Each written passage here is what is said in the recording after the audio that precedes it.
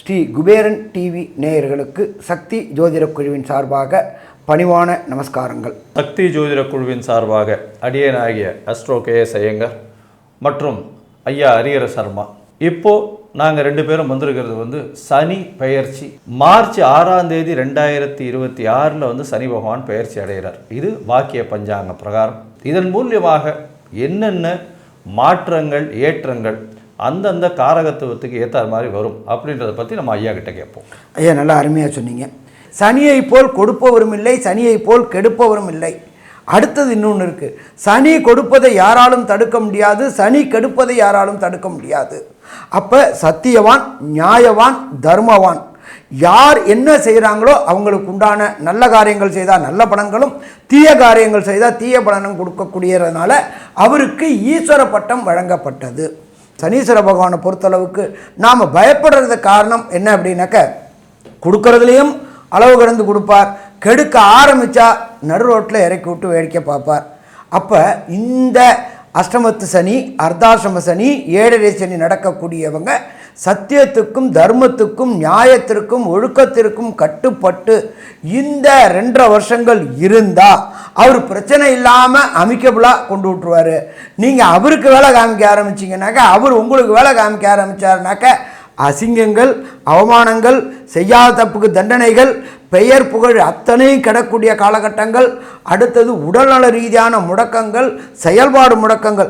அதுவும் பார்த்திங்கன்னா சனி பகவானை பொறுத்தளவுக்கு எலும்பு மஜ்ஜைக்கு அதிபதி, அதே போல் கழிவு உறுப்புகளுக்கு அதிபதி, யூரினரி இன்ஃபெக்ஷன்னு, அதே போல் மூட்டு வலி, முழங்கால் வலி வரக்கூடியது, அதே போல் பிறப்பு உறுப்பு பெண் உறுப்பில் பாதிப்பு கொடுக்கக்கூடியவர், இத்தனையும் கொடுக்கக்கூடியவர். நீங்கள் கிட்டத்தட்ட பார்த்தீங்க அப்படின்னு சொன்னாக்க சட்டையில் கூட ஒரு 20 வருஷம் சம்பாதிச்ச பேரை ஒரு தப்பு செஞ்சு அது அஷ்டமத்து சனியோ அர்த்தாசிரம சனியோ 7.5 சனியோ வந்துச்சுன்னா அதை உங்கள் பேரை கெடுத்து தேரை இழுத்து தெருவீதியில் விட்டுருவாங்கன்றாங்கள்ல, அதை மாதிரி பண்ணக்கூடியவர் நம்மளுடைய சனீஸ்வர பகவான். அப்போ அவர்கிட்ட நம்ம நியாயமாக மோஸ்ட் ப்ராபர்லி சனி பெயர்ச்சி காலகட்டங்களில் சற்றேறக்கூடிய 2.5 வருஷம், இந்த 2.5 வருஷம் ஒரே சரணாகதி, சனி சரணாகதி, சனி சரணாகதி, சனி சரணாகதி. சனி பகவான்கிட்ட சரணாகதி அடையணும். சனி பகவானை கண்ட்ரோல் பண்ணக்கூடியது அவருடைய தகப்பனான சூரியனாலே பண்ண முடியாது, எம்பெருமான் விநாயகர்னாலையும் ஆஞ்சநேயர்னால தான் பண்ண முடியும். அப்போ அந்த 7.5 சனி, அஷ்டமத்து சனி, அர்த்தாசிரம சனி நடக்கக்கூடியவர்கள் சனி பகவான்கிட்ட ஃபஸ்ட்டு சரணாகதி அடைங்க, எம்பெருமான் விநாயகர்கிட்ட சரணாகதி அடைங்க, எம்பெருமான் ஆஞ்சநேயர்கிட்ட சரணாகதி அடைங்க. இப்போது மேஷம் முதல் மீனம் வரை ஒரு ராசியாக சனியினுடைய மாற்றம் எந்த அளவுக்கு ஏற்றம் அப்படின்றத பார்க்கலாம். ரிஷப ராசி அன்பர்களே, கார்த்திகை, ரோகிணி, மிருகசிருஷம் இந்த 3 நட்சத்திரத்தில் 9 பாதங்களை கொண்டவங்க ரிஷபராசி. ரிஷபம் அப்படின்னாக்களே அதிபதி சுக்கிரன். எப்பொழுதுமே சுக்கிரனுக்கு சனி அப்படின்றவர் நட்பு கிரகம். அதனால் அவர் கொடுக்கறதையும் நல்லாவே கொடுப்பார், கெடுக்கிறதையும் நல்லாவே கொடுப்பார். என்ன சாமி பொடி வச்சு பேசுகிறீங்களே அப்படின்னாக்க, எப்பொழுதுமே ஒரே விஷயம் நீங்கள் நல்லா புரிஞ்சுக்குங்க. சனியை போல் கொடுப்பவரும் இல்லை, சனியை போல் கெடுப்பவரும் இல்லை. என்ன ரிஷபம் சுக்கிரன்றதுனால கெடுக்கக்கூடிய அளவின் தன்மையை குறைவாக கொடுப்பார், அதே போல் கொடுக்கக்கூடிய அளவின் தன்மையை குறைவாக கொடுப்பார். சரி, இப்போ சனி பகவான் உங்களுக்கு ராசிக்கு 11ஆம் இடத்துல இருக்கார். 11ஆம் இடத்துல சனி பகவான் இருக்கிறது நல்லதா? கண்டிப்பாக நல்லதே. ஆனால் என்ன சாமி ஆனால் ஆவண்ணா அப்படின்றீங்க, அவர் உங்களுடைய ராசியை பார்க்குறாரு. அப்போ உடல் நலத்தில் தொந்தரவு கொடுக்கக்கூடிய வாய்ப்புகள் உண்டாகுமா? கண்டிப்பாக உண்டாகும். என்ன பெரிய அளவுக்கு பொருளாதார விரயம் இல்லாமல் சின்ன அளவுக்கு பொருளாதார விரயத்தோடு கொடுப்பார். சரி, அதுக்கு அடுத்தது பார்த்தோம்னாக்க சனி பகவானை பொறுத்தளவுக்கு 11ஆம் இடத்துல இருக்கிறார். எப்பொழுதுமே சனி பகவானை பொறுத்தளவுக்கு நின்ற இடத்தையும் கெடுப்பார், பார்த்த இடத்தையும் பாழ் பண்ணுவார் அப்படின்றது நம்மளுடைய ஜோதிஷ சாஸ்திரம். சரி, 11ஆம் இடம் அப்படின்றத பொறுத்தளவுக்கு நாம் செய்கின்ற தொழிலின் கர்மக்காரகர் சனி பகவான். கர்மக்காரகர் மூலியமாக வரக்கூடிய லாபத்தின் அளவை குறைப்பார். இப்போ வந்து 10 ரூபா போட்டு 100 ரூபா எடுக்கிறது, 100 ரூபா போட்டு 1000 ரூபா எடுக்கிறது, 1000 ரூபா போட்டு 10,000 ரூபா எடுக்கிறது தொழில். அப்போ இந்த அஷ்டமத்து சனியோ அர்த்தாசிரம சனியோ ஏழரை சனியோ ரிஷபராசி அன்பர்களுக்கு வந்தால் பொருளாதாரத்தில் சற்று சறுக்கல்களை கொடுப்பார். ஆனால் தாங்கக்கூடிய அளவுக்கு கொடுப்பார். ஏன்னா ரிஷபத்துக்கு சனி யோகர், சுக்கிரனுக்கு சனி யோகர். அதனால் சரி, இது எந்தெந்த இவங்களை பாதிக்கும்? பெரும்பாலும் பார்த்தீங்கன்னாக்க சாஃப்ட்வேரில் ஹார்ட்வேர் இன்ஜினியரு, புரோகிராமரு, சின்னத்திரை கலைஞர்கள், பெரிய திரை கலைஞர்கள், அதே போல் கம்யூனிகேஷனுக்கு உண்டானவங்க, இவங்க எல்லாமே சுக்கிரன் தொடர்புடையவங்களாக இருப்பாங்க. கடந்த காலகட்டங்களில் கோலோச்சிட்டு இருந்த சின்னத்திரை பெரிய திரை கலைஞர்களுக்கு இந்த சனி பார்வைப்படுவதன் மூலியமாக பிரச்சனைகள் ஏற்படக்கூடிய வாய்ப்புகள் உண்டு. பொருளாதாரத்தில் பிரச்சனை ஏற்படக்கூடிய வாய்ப்புகள் உண்டு. செய்கின்ற தொழிலில் சில தேவையற்ற அவமானங்கள் ஏற்படக்கூடிய வாய்ப்புகள் உண்டு. உடல் நலத்தில் தொந்தரவு வரக்கூடிய வாய்ப்புகள் உண்டு. ஆஸ்பத்திரியில் விரைய செலவுகள் செய்யக்கூடிய வாய்ப்புகள் உண்டு. ஸோ இந்த காலகட்டங்களில் பொறுத்தளவுக்கு சனி பகவான் நின்ற இடமான 11ஆம் இடத்தை பாழ் பண்ணுறார். பொருளாதாரத்தில் சர்க்கிளை கொண்டு வரார். ராசிக்கு உண்டான காரகத்துவம், அதே போல் திருமண வாழ்க்கையை காலதாமதம் படுத்தக்கூடிய வாய்ப்புகள் உண்டு. என்ன சாமி, குரு தான் 2ல் இருக்கிறாரு, சனி தான் 11ல் இருக்காரு, இருந்தாலும் அவருடைய பார்வை படுறதுனால கண்டிப்பாக திருமணத்தில் சின்ன சின்ன குழப்பங்களை உண்டு வரனார். கணவர் மனைவிக்குள்ளார கருத்து வேறுபாடுகளை உண்டு பண்ணக்கூடிய வாய்ப்புகள் உண்டு. அப்போ அதனால் இந்த காலகட்டங்களில் அதாகப்பட்டது 6/3/2026 24/4/2028 வரையிலும் ரிஷபராசி என்பவர்கள் கொஞ்சம் எச்சரிக்கையாக இருக்கிறது சிறப்பாக இருக்குமா? சிறப்பாகவே இருக்கும். சரி, அடுத்தது, எல்லா கிரகங்களுக்கும் விசேஷ பார்வை உண்டா அப்படின்னா கிடையாது. அங்காரக பகவானுக்கு, குரு பகவானுக்கு, சனி பகவானுக்கு விசேஷ பார்வை 3. அவர் என்னென்ன பண்ணுவார், அவர் நின்ற இடத்த பற்றி பார்த்துட்டோம். இப்போ சனி பகவானுடைய பார்வை அப்படின்றது சப்தமத்தில் உழுது. சப்தமத்தில் உழுறது அப்படின்றது கன்னியில் உழுது, அது 5ஆம் இடம். அதுக்கு அடுத்தது 8ஆம் இடத்துல, அதாவது தனுரில் விழுது. இந்த 8ஆம் இடத்துலையும் 5ஆம் இடத்துலையும் சனி பகவானுடைய பார்வை விழுறதுனால என்னென்ன நற்பலன்கள் என்னென்ன கெடுபலன்கள் அப்படின்றத நம்மளுடைய கேஎஸ் ஐயங்கார் அவங்க சொல்லுவாங்க. ஐயா, அற்புதமாக சொன்னீங்க. அதாவது ரிஷபராசியை பொறுத்தவரையிலும் பார்த்தாலேனால் சனி பகவான் 9-10க்கு உண்டானவர், ஒரு திரிகோண கேந்திரத்துக்கு உண்டானவர். 11ஆம் இடத்துல போய் நிற்கிறார், லாபஸ்தானத்தில். அதுவும் நினைத்த காரியங்கள், தொழிலில் அச்சீவ் பண்ணக்கூடிய விஷயங்களை நிச்சயமாக அச்சீவ் பண்ணக்கூடிய காலகட்டமாக இந்த காலகட்டம் அமைய போகிறது. உங்களுடைய ராசிக்கு பார்க்கும்பொழுது ராசியே உங்களுடைய இதுவை பார்க்குறார். அதாவது ரிஷபத்தை வந்து சனி பகவான் பார்க்குறார். பொதுவாகவே ரிஷப ராசியில் சனி இருந்தார்னு வச்சுக்கோங்க, அந்த ஜாதகன் காசு இல்லாமல் ஒரு நாள் இருக்க மாட்டான். எப்போவுமே காசு அதிகமாக இருக்கும். அதனால் அது ஒரு பெரிய ஏற்றம்.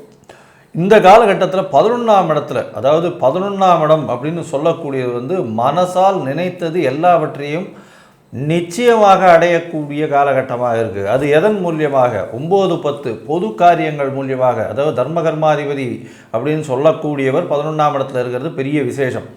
இவர் வந்து உங்களுடைய ராசியை பார்க்குறார். சரி, ராசியை பார்க்கும் பொழுது என்ன ஆகும் அப்படின்னா, உடல் நிலையில் சற்று கவனமாக இருக்கணும். எடுக்கக்கூடிய டெசிஷன்ஸ் எல்லாம் கொஞ்சம் ஜாகிரதையாக எடுக்கணும். ஏன்னா மனசில் கொஞ்சம் கிளேசத்தை ஏற்படுத்துவார், தடுமாற்றத்தை ஏற்படுத்தக்கூடிய காலகட்டமாக அமையும். இருந்தாலும் நிச்சயமாக வெற்றி கொள்ளக்கூடிய காலகட்டமாக இருக்கும். ஏன்னா 9-10 அதிபதின்றதுனால உங்களுடைய பொதுவாகவே உங்களுடைய ராசியை அவர் கெடுக்கக்கூடிய வாய்ப்பே கிடையாது. அதனால் பார்த்தோம்னா 11ஆம் இடத்துல போய் நினைக்கிறார். 11ஆம் இடத்துல போய் இருக்கும்பொழுது நீங்கள் நினைச்சது எல்லாமே ஈடேறக்கூடிய காலகட்டம். இதோட பார்த்தோம்னா உங்களுடைய ராசிக்கு 5ஆம் இடத்தை பார்க்குறார். 5ஆம் இடம் அப்படின்றது வந்து புத்திரஸ்தானம்னு சொல்லக்கூடியது. புத்திரஸ்தானத்தை வந்து சனி பகவான் பார்க்கறதுனால குழந்தைகள் மூலியமாக சிறு சிறு தொல்லைகள் வரும். குழந்தை பிராப்தி கொஞ்சம் டிலே ஆகக்கூடிய வாய்ப்புகள் நிச்சயமாக இருக்கும். குழந்தைகள் மூலியமாக தொல்லை வரும் அப்படின்னா குழந்தைகள் வந்து ஃபோக்கஸ்டாக இருக்க மாட்டாங்க, பிரச்சனைகளை கிரியேட் பண்ணக்கூடிய வாய்ப்புகள் அதிகமாக இருக்கும். அதனால் பொறுமையாக இருக்கிறது நல்லது. உங்களுடைய பதவி, புகழ், அந்தஸ்து, கௌரவம் இதுக்கு வந்து சற்று களங்கம் வரும். என்ன களங்கம் வரும்?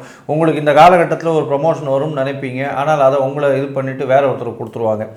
அதனால் வந்து கொஞ்சம் பொறுமையாக இருக்கிறது நல்லது. ஆனால் அந்த ப்ரமோஷன் நிச்சயமாக உங்களுக்கு வந்து சேரும். அதனால் கொஞ்சம் பொறுமையாக இருக்கிறது. சனி பகவான் உங்களுடைய பொறுமையை டெஸ்ட் பண்ணி அதன் மூலியமாக உங்களுக்கு நிச்சயமாக ஒரு வெற்றியை கொடுக்கக்கூடியவர். அதனால் அவர் வந்து இந்த மாதிரி ஆகிப்போச்சு அப்படின்னு சடால்னு முடிவு எடுக்காமல் பொறுமையாக இருக்கிறதன் மூலியமாக வெற்றி இலக்கு உங்களுக்கு நிச்சயமாக கைகூடும். இதை தவிர பார்த்தீங்கன்னா உங்களுடைய ராசிக்கு 8ஆம் இடத்தையும் பார்க்குறார், அதாவது ராசிக்கு 9ஆம் இடத்தை பார்க்குறார் சனி பகவான். பார்க்கும்பொழுது பார்த்தீங்கன்னா இந்த காலகட்டத்தில், அதாவது 10ஆம் பார்வையாக பார்க்கும்பொழுது உங்களுடைய ராசிக்கு 8ஆம் இடத்தை பார்க்குறார். உடல்நிலையில் சற்று பின்னடைவு ஏற்படும், வெளிநாடு வெளியூர் போகக்கூடிய வாய்ப்புகளை இந்த காலகட்டத்தில் 8ஆம் இடத்தை பார்க்கும்பொழுது நிச்சயமாக கொடுக்கும். இந்த 10ஆம் பார்வையில் சனி பகவான் உங்களுடைய ராசிக்கு 8ஆம் இடத்தை பார்க்கறதுனால நிச்சயமாக தவறுகள் ஏதாவது செய்வீர்களேயானால் கண்டிப்பாக அதற்கு உண்டான பிரச்சனைகள் வரும். நீங்கள் நாட்டை விட்டு போகக்கூடிய வாய்ப்பு, தொழில் மூலியமாக அமையக்கூடிய வாய்ப்புகள் நிச்சயமாக இருக்கும். அது தவிர பார்த்தீங்களேயானால் எடுத்த காரியங்கள் நிச்சயமாக நிறைவேறக்கூடிய காலகட்டமாக அமையும். இந்த காலகட்டத்தில் பார்க்கும்பொழுது உங்களுடைய ராசிக்கு 3ஆம் இடத்துல குரு வரார். குரு வரும்பொழுது உங்களுடைய ராசியின் 11ஆம் இடத்தையும் அவர் பார்க்கிறார். அதனால் அபரிமிதமான ஏற்றம் கிடைக்கக்கூடிய காலகட்டம். இந்த காலகட்டத்தில் திருமண வாய்ப்புக்கு மிகவும் அதிகமான வாய்ப்பு இருக்கும், திருமண காலகட்டமாக அமையும். அது தவிர 11ஆம் இடத்துல இருக்கக்கூடிய சனி பகவான் நல்ல ஒரு ஏற்றத்தை கொடுக்கக்கூடிய காலகட்டமாக இந்த காலகட்டத்தில் அமைய போகிறது. மொத்தத்தில் பார்த்தீங்களேனால் இந்த மாற்றங்கள், இந்த பார்வை பலன்கள் உங்களுக்கு, இந்த ரிஷபராசிக்காரர்களுக்கு பெரிய ஏற்றத்தை கொடுக்கக்கூடிய காலகட்டமாக இருக்க போகுது.